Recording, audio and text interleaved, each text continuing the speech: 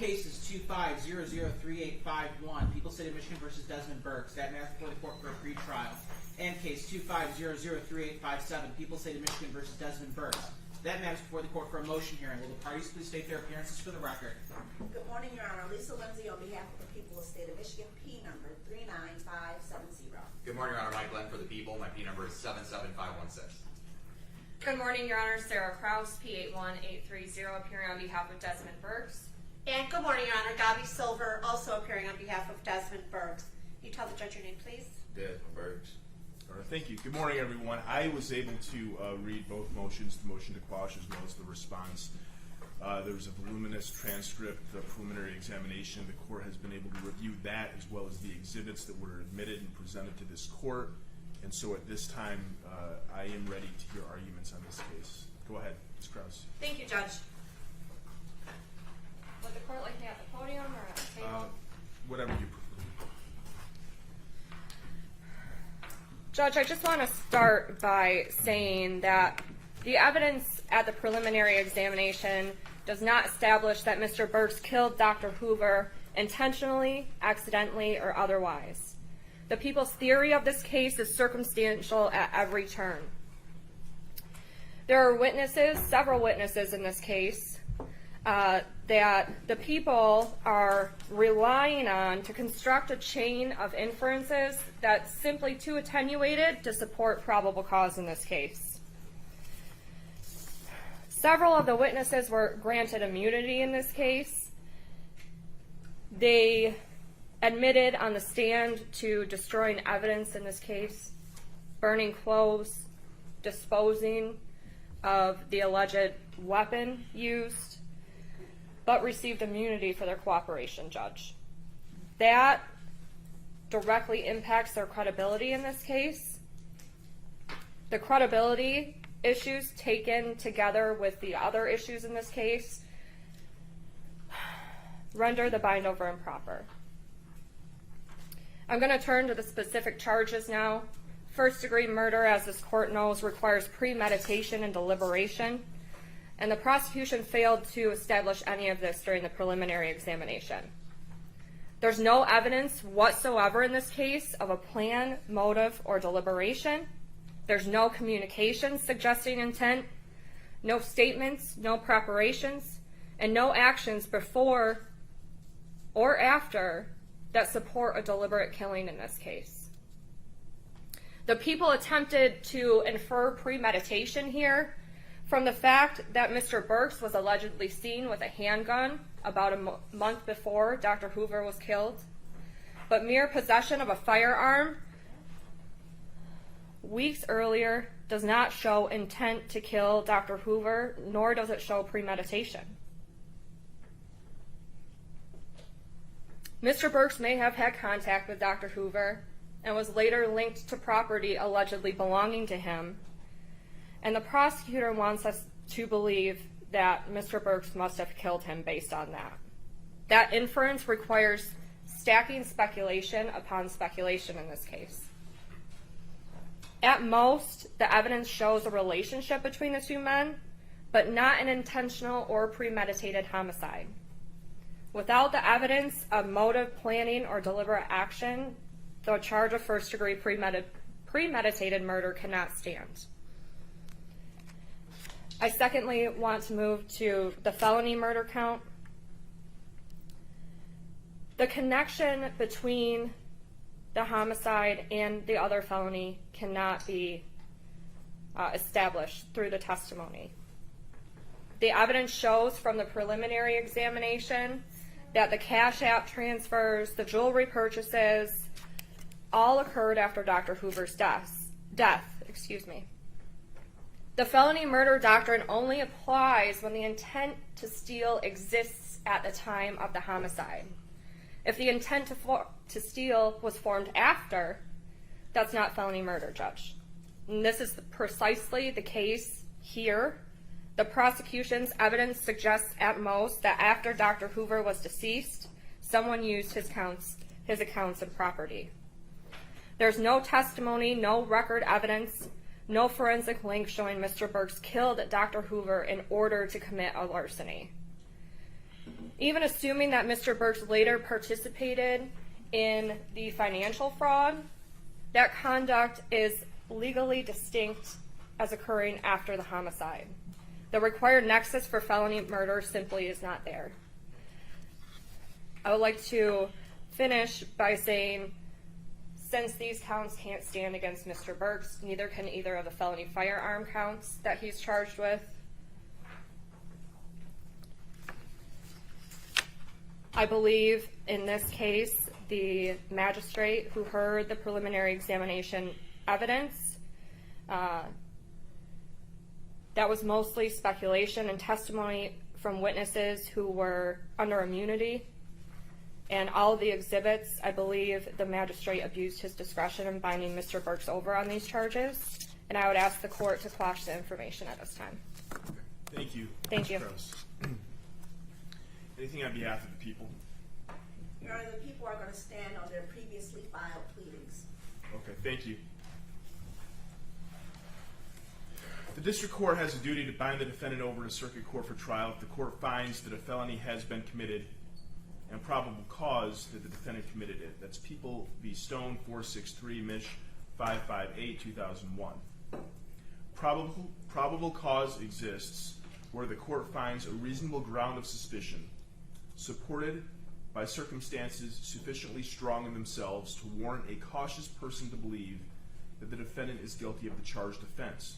That's People v. Orzam 224 Mich App 551 1997, as well as People v. Regal 223 Mich App 34 1997.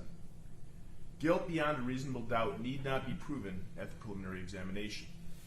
To justify a bind over, there must be some evidence from which each element of the charged offense may be inferred. If credible evidence conflicts and raises a reasonable doubt as to the defendant's guilt, then the issue of guilt still becomes a question of fact left to the trier of fact. That's People v. King 412 Mich 145 1981. In making the determination as to whether the defendant should be bound over to circuit court, the examining magistrate must determine the weight and the competency of the evidence. Now, pursuant to People v. Henderson 282 Mich App 307 2009, a district court's ruling that alleged conduct falls within the scope of a criminal law is a question of law that is reviewed de novo. But a decision to bind a defendant over on the factual sufficiency of the evidence is reviewed for an abuse of discretion. And when a circuit court reviews a bind-over decision pursuant to the Henderson case from a district court, it must consider the entire record of the preliminary examination and not substitute its judgment for that of the district court. The prosecution in this case, and in its motion, lays out the allegations and their theory of this case. And these are at this time only allegations.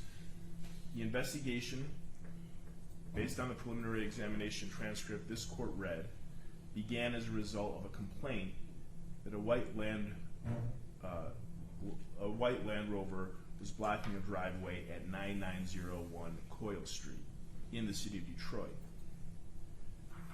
There was alleged blood in the interior of the vehicle. The vehicle belonged to Dr. Devon Hoover. Shortly thereafter, there was a wellness check at the home of Dr. Devon Hoover at 150 West Boston Boulevard in the city of Detroit. The driveway gate was open. There was blood near the back exterior entrance of the home. After a search of the home, Dr. Hoover was found in the third floor crawl space in the attic. An autopsy was conducted by Dr. Lee Lavity, in which she opined that the cause of death was 2 gunshot wounds to the head, and the manner of death was homicide. Now, at the preliminary examination, the prosecution presented evidence linking Mr. Burks to the homicide. Immediately after the homicide, evidence showed that the defendant siphoned off over $20,000 from Dr. Hoover's accounts and transferred that money to Mr. Burks' associates in Cash App accounts. Mr. Burks then told his associates to transfer all or some of the money back to him in his Cash App account. The allegations are that he coordinated with an associate to use Dr. Hoover's credit card. Now, evidence based on phone records and data and cell phone analysis was that he being Mr. Burks, was going to meet up with Dr. Hoover on April 22nd of 2023, had a personal relationship with him. Circumstantial evidence allegedly shows he was with Dr. Cooper on or about the time of the homicide, and the defendant retained Dr. Hoover's phone. After the homicide had occurred, Mr. Burks was in possession of a large amount of money and indicated to one associate that he had enough money to buy a house. The evidence showed before this incident that the defendant had a very low income and lived in part off the money of other people. Now, the evidence admitted in the preliminary examination also shows that the defendant drove Dr. Hoover's Land Rover with blood inside the vehicle to 9901 Coyle Street on the day of the homicide. His actions after the homicide, it could be argued, and I know the prosecution is arguing this, can show a consciousness of guilt and a potential cover-up of the homicide, including getting rid of a handgun.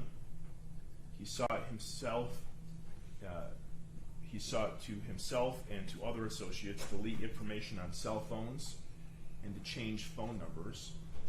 Mr. Burks allegedly was in possession of Dr. Hoover's personal items and allegedly burned the clothes that he was wearing on the day of the homicide. Information also showed that the defendant immediately went to buy jewelry after the homicide at Fairlane Mall.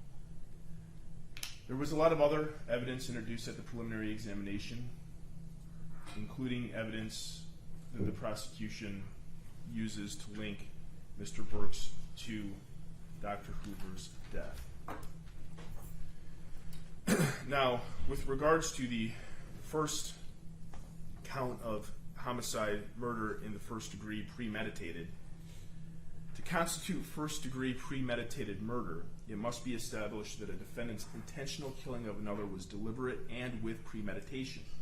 That's People v. Youngblood 165 Mich. App 381, 1988. While the length of time needed to measure and evaluate a choice before it is made is incapable of precise determination, there must be some interval in which a second look can be contemplated. That's People v. Furman 158 Mich. App 302, 1987. Premeditation and deliberation may be inferred from the facts and circumstances established on the record. People v. Gonzalez 178 Mich. App 526, 1989.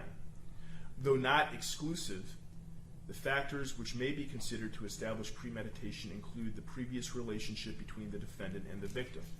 And here there was a previous personal relationship between the two.